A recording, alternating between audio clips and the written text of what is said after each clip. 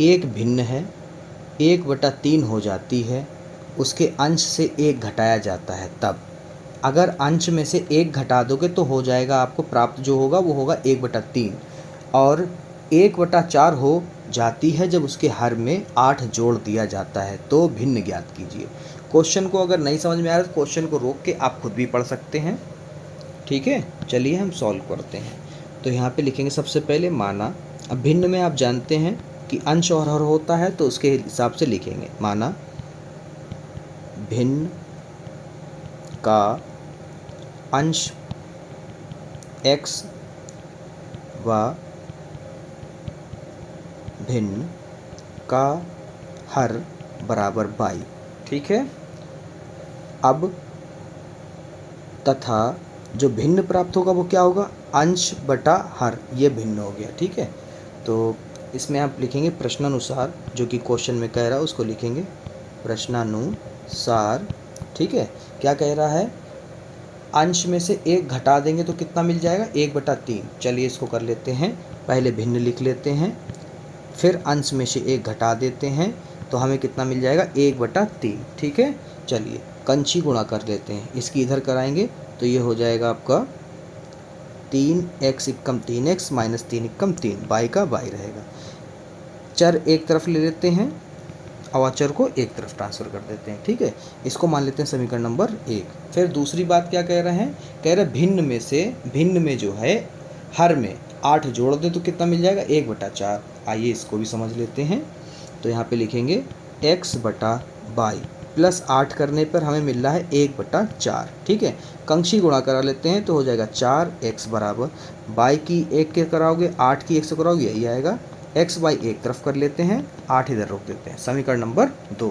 अब क्या करते हैं, विलोपन विधि लगाते हैं, क्योंकि x और y के मान निकालने हैं। तो यहाँ पे लिखेंगे विलोपन विधि से। ठीक है बच्चों, लिख दीजिएगा, एग्जामिनर को अच्छा लगेगा। ठीक है, अगर नहीं भी लिखेंगे तब भी चल जाएगा। फिर क्या करते हैं, समीकरण 1 और समीकरण 2 को चेक कर लेते हैं, घटा, हाँ ठीक है, ये बाई एक जैसा है, तो यहाँ पर क्या एक जैसे चिन्ह है, तो क्या करेंगे, जब भी एक जैसे चिन्ह आपको मिले तो आपको करना क्या होता है, आपको घटाना होता है। तो यहाँ पे लिखेंगे समीकरण 1 व समीकरण 2 को घटाने पर, समीकरण 1 व समीकरण 2 को घटाने पर। ठीक है, तो यहाँ पर समीकरण 1 लिख लेते हैं, वो हमारी है ये है हमारी 3x - y बराबर 3, 4x - y बराबर 8। चिन्ह बदल लेते हैं, ये माइनस, ये प्लस, ये माइनस। चलिए चेक करते हैं, y कट गया, बचा क्या हमारा, माइनस का x बराबर माइनस के 5, माइनस से माइनस कट गया तो हमारा आगे x बराबर 5। ठीक है, तो क्या मिला बच्चों, x बराबर हमको मिला है 5। ठीक है, अब ये किसी भी समीकरण में रख देते हैं, किसी भी समीकरण में छोटा सा कर लेते हैं इसको अलग साइड में करने के लिए। ठीक है बच्चों, क्योंकि क्वेश्चन थोड़ा सा बड़ा हो गया, इसी पे समाप्त कर देंगे। ठीक है, तो यहाँ पे लिखेंगे आगे x का मान समीकरण 1 में रखने पर,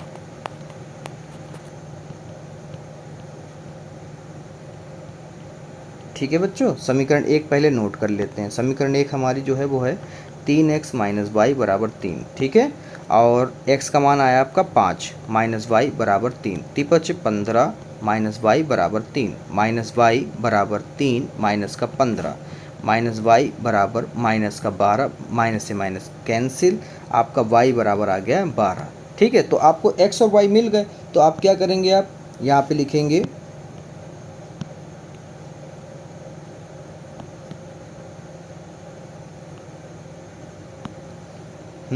तो यहाँ पे लिखेंगे अतः प्राप्त भिन्न 5/12 है, यह होगा। ठीक है।